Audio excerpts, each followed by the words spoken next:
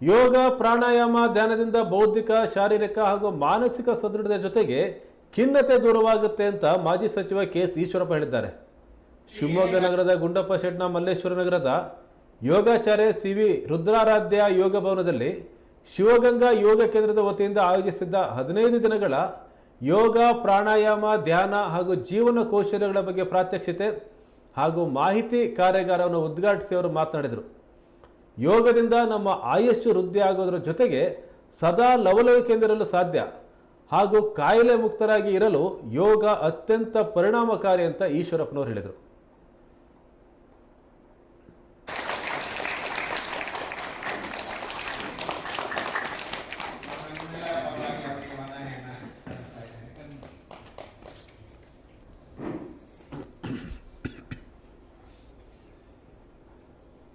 ತಗೊಂಡು ಅವ್ರಿಗೆ ಕೊಡುವಂಥದ್ದು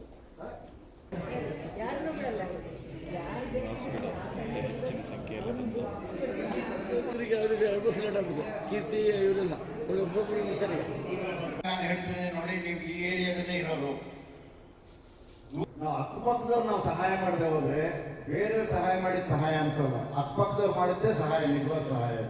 ಹಾಗಾಗಿ ನಮ್ಮ ಜೊತೆಯಲ್ಲಿ ಈಗ ಉಪಮುಖ್ಯಮಂತ್ರಿಗಳಾದಾಗಂತೂ ನಮ್ಗೆ ಅದು ಸಂತೋಷ ಅಷ್ಟಿಷ್ಟಲ್ಲ. ನಮ್ಮ ಒಂದು ಶಿವಮೊಗ್ಗ ನಗರದಲ್ಲಿ ಒಬ್ಬ ಮನುಷ್ಯ, ಯಾರೇ ಒಬ್ಬ ರಾಜಕೀಯ ವ್ಯಕ್ತಿ ಮಾಡ್ಕೊಡಿ ಬಿಡಿ, ಕೆಲಸ ಮಾಡೋದು ಬಿಡೋದು ಅಷ್ಟೇ. ಅಲ್ಲಿಂದ ಮನೆಯಿಂದ ಹುಡುಕೊಂಡು ಎಲ್ಲೆಲ್ಲಿಂದಲೂ ಬಂದಿರ್ತೀವಿ, ಪ್ರೀತಿಯಾಗಿ ಏನಾಗಬೇಕಾಯ್ತು, ಆಯ್ತು ಇದಾಗ್ತದೆ ಮಾಡ್ತೀವಿ, ಆಗಲಿ ತಿಳಿದ ಆಗಲ್ಲಪ್ಪ, ನಿಮ್ಮ ಪ್ರಯತ್ನ ಮಾಡಕ್ ಹೋಗ್ಬೇಡ ಬಂದಾಗ ಏನಾಗಬೇಕು ಅಂತ ಅವ್ರು ಹೇಳಂತ ಒಂದು ಅವಧಾನ ಅವರಲ್ಲಿ ಇದೆ.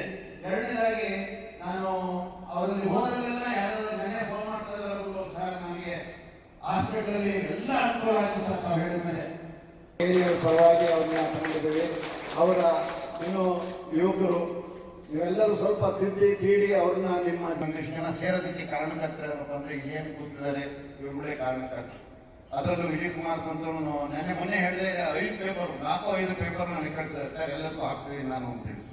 ಈ ಒಂದು ಯಾಕಂದ್ರೆ ಪ್ರಚಾರನೂ ಬೇಕಾಗುತ್ತೆ, ವಿಷಯ ಗೊತ್ತಾಗುತ್ತೆ ಜನಕ್ಕೆ. ವಿಷಯ ಗೊತ್ತಾಗೋದ್ರಿಂದ ಬಂದವರು ಎಲ್ಲ ನಿಮ್ಮ ಮನೆಗೆ ಹಂಚಿದ್ರು ಅವರು. ಮತ್ತೆ ಇಲ್ಲಿ ನಮ್ಮ ಗುರುಗಳೇ ನೀವು ಬಂದು ಯೋಗ ಹೇಳ್ಕೊಟ್ಟಿದ್ದ ದಿವಸ ಮಾಡ್ತಾ ಇದ್ದೀನಿ ಅಂದ್ರೆ ಅದಕ್ಕಿಂತ ಸಂತೋಷ ಬೇರೆ ಯಾವುದಿಲ್ಲ.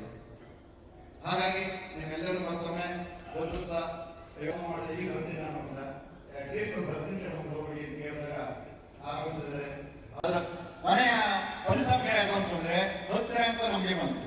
ಹಾಗೆ ಪ್ರಯತ್ನ ಮಾಡಿದ್ರೆ ಎಲ್ಲದೂ ಸಾಧ್ಯ ಅಂತ ಇದೆಲ್ಲದಕ್ಕೂ ಕಾರಣಕರ್ತರಾಗಿರ್ತಕ್ಕಂಥ, ಯಾಕೆ ನಾನು ಹೇಳ್ತಿದ್ದೆ ನೋಡಿ, ನೀವು ಈ ಏರಿಯಾದಲ್ಲೇ ಇರೋರು,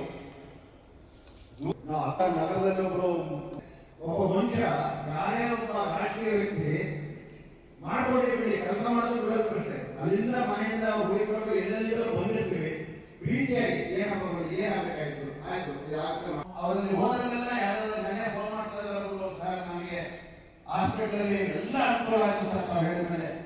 ಹಿರಿಯರ ಪರವಾಗಿ ಅವ್ರನ್ನ ತಗೊಂಡಿದ್ದೇವೆ. ಅವರ